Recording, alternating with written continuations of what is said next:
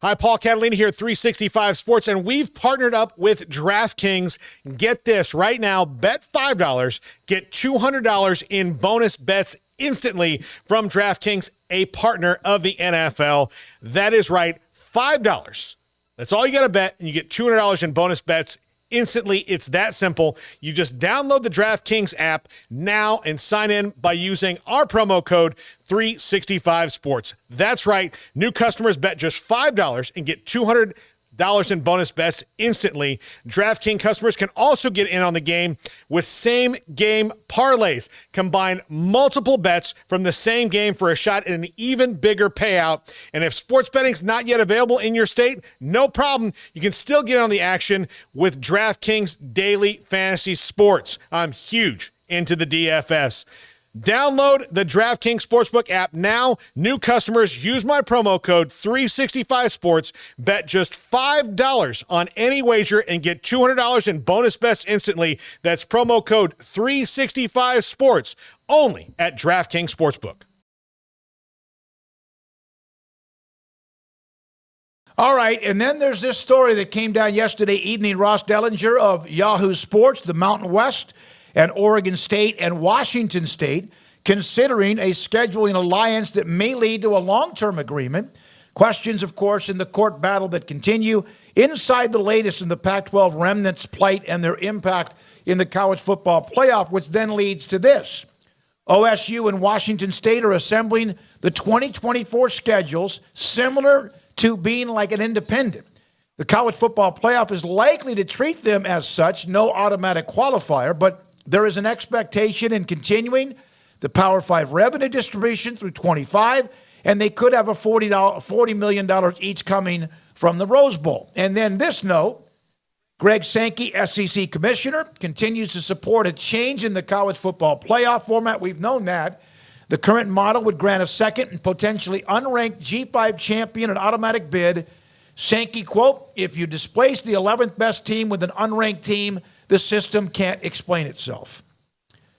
That's kind of like holier than thou, in my opinion, and I get what he's saying, but if you win a conference that is a part of the actual format and you are supposed to be in the college football playoff, then you deserve the spot in the college football playoff. Tonight, the Arizona Diamondbacks have 84 wins, and they have a chance to win the National League pennant. Yeah, I get what he's saying, but also that seems to be guarding against like a rare scenario, right? Like, I mean, that seems to be the defense of every change to the playoff that you want to make is like, well, what if this happens? Well, like, okay, but why don't you see if it happens several times before you go and change the rule?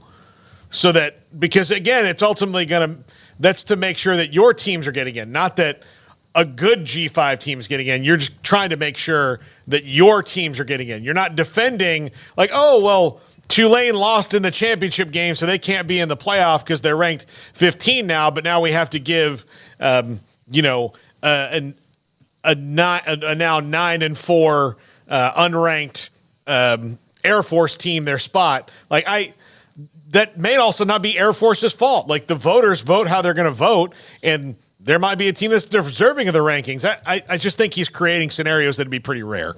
Yeah, I mean, there's just a lot to unpack with this whole playoff situation, right? I mean, there's a lot of jockeying going on. There's a lot of positioning going on.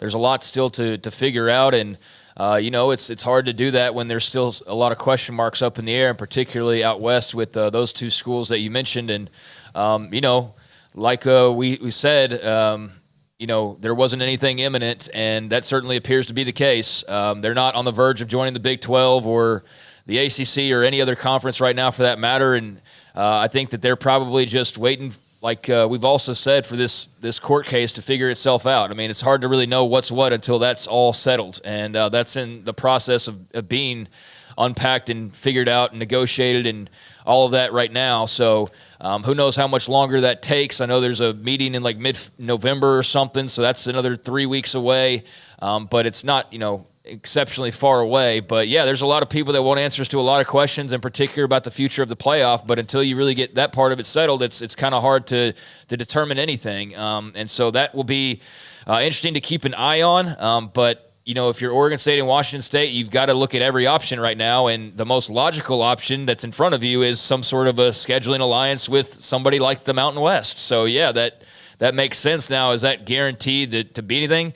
I mean, we just saw the Big Ten scrap an entire schedule just recently. This whole schedule with USC and UCLA, and they're just like, crumple that up like a paper ball and or paper plane and fly it off somewhere. Now we've got Oregon and Washington coming in. We've got to redo this bad boy.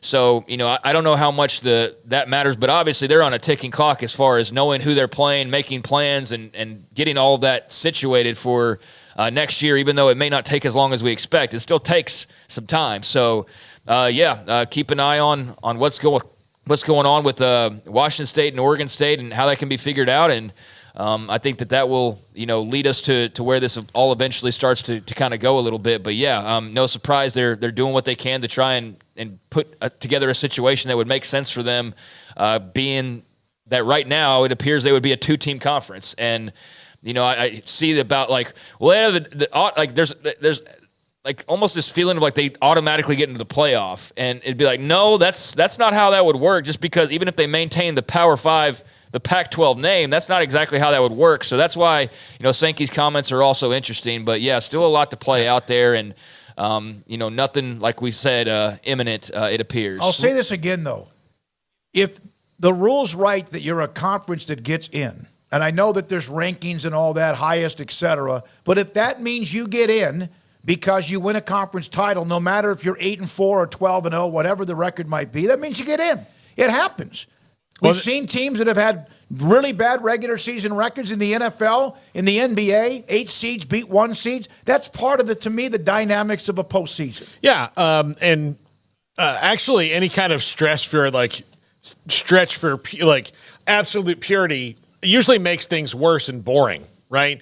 Because then the beauty of competition is sometimes in the mess and not in like we got the 12 perfect teams in there for this. Well, if you got 11 perfect teams and then one who's hot at the end, like, heck, that's a fun story too. That's why the basketball tournament is so good, because it's not perfect. It doesn't always go chalk. Otherwise, Florida Atlantic and San Diego State don't get to where they get to go. But on the Wazzu and Oregon State thing, I think that Ross Dellinger was pretty clear that if they maintain, they're going to be treated as independents and not automatic qualifiers. Mm-hmm. So they would have to be voted to that spot into their, whatever they'd have to win, whatever they are for the next couple of years. I think any kind of scheduling alliance is just a no-brainer, and they can do it and, rotate through a couple of years, see where you are, and then maybe merge into that league after the legal proceedings, which I just get the feeling, especially if each of these schools could get $40 million apiece from the Rose Bowl, that all the other schools that had to deal with the Rose Bowl over that time are not going to let that go easily.